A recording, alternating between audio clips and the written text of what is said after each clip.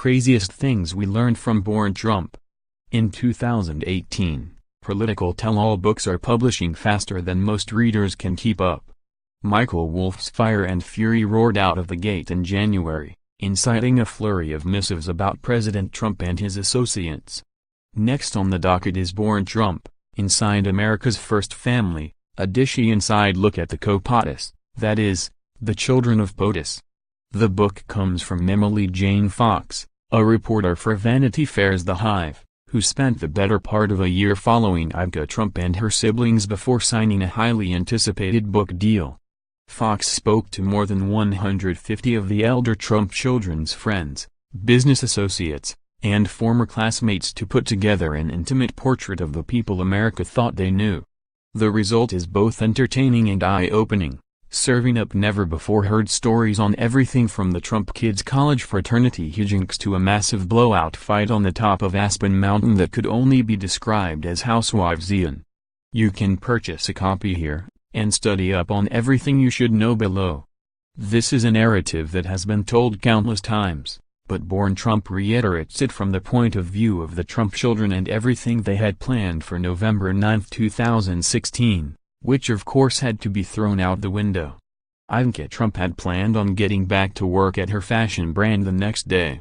Her husband, Jared Kushner, had his eyes set on a reputation recovery tour, convincing current and potential business partners that they should disassociate themselves from the campaign. Donald Trump Jr. and Eric Trump were brainstorming a lower-priced chain of hotels to appeal to the Trump voters they'd met on the campaign trail. And Trump's wife, Melania Trump, would be able to return to her school drop-off routine with Barron Trump, without Secret Service agents disrupting the entire neighborhood, and angering the other parents.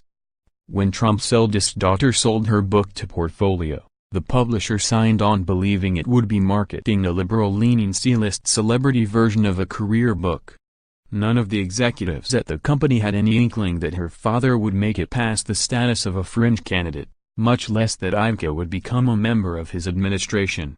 By the time Women Who Work, Rewriting the Rules for Success hit shelves, Ivanka had announced her official role working for the White House and was thus barred from doing any press. The reviews were subpar, and an executive told Fox, "She didn't ruin the year, but it was a bloodbath." When Don Jr. moved away to boarding school, at the Hill School in rural Pennsylvania, he was immediately embarrassed about a potentially ostentatious show of wealth. The family arrived in a limo, so he suggested dinner off campus. The only place around was, of course, the home of the chalupa, where his mother, Ivana Trump, tried to get a chilled glass of white with her tacos. But really, who can blame her? She may have grown up in a golden castle, but apparently Ivanka also knows the value of a good deal. Or rather, her husband knows the value of a good deal and Ivanka doesn't argue. According to the book, the extended Kushner family regularly hops aboard JetBlue en route to vacations. Sure, they supplement those flights with private jets when necessary, and there's even an entertaining anecdote about a trip early into Jared and Ivanka's relationship in which she was spotted in business class while he sat in coach, but it's still more commercial flights than most celebrities, or billionaires, for that matter, take. Just for comparison purposes, the entire guest list totaled over 600 people. Trump and his secretary took care of the rest of the names. Open secret is far too covert a description for the Donald-Ivana-Marla love triangle. The drama-filled divorce proceedings are practically lore by now, but seeing the explicit contents pointed out in fine detail makes for an entirely different reading experience. One fact that Born Trump focuses on is the purchase of the Trump Princess, a 280-foot yacht that boasted a helicopter pad, 100 cabins, and 5 decks.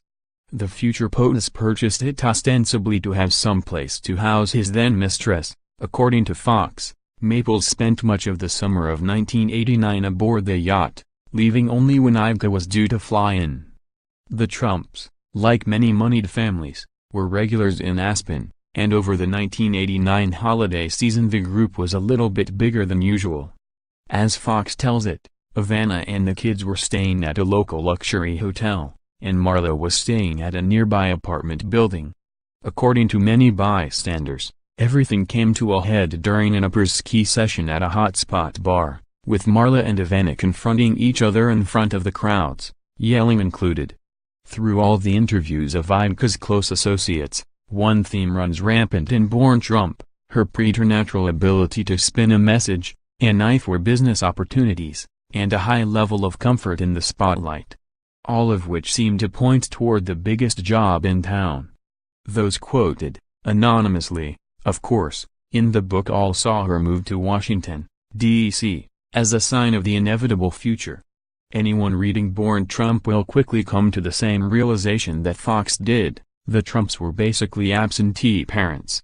Ivana and Donald preferred to hire expensive nannies and drivers to deal with their children rather than do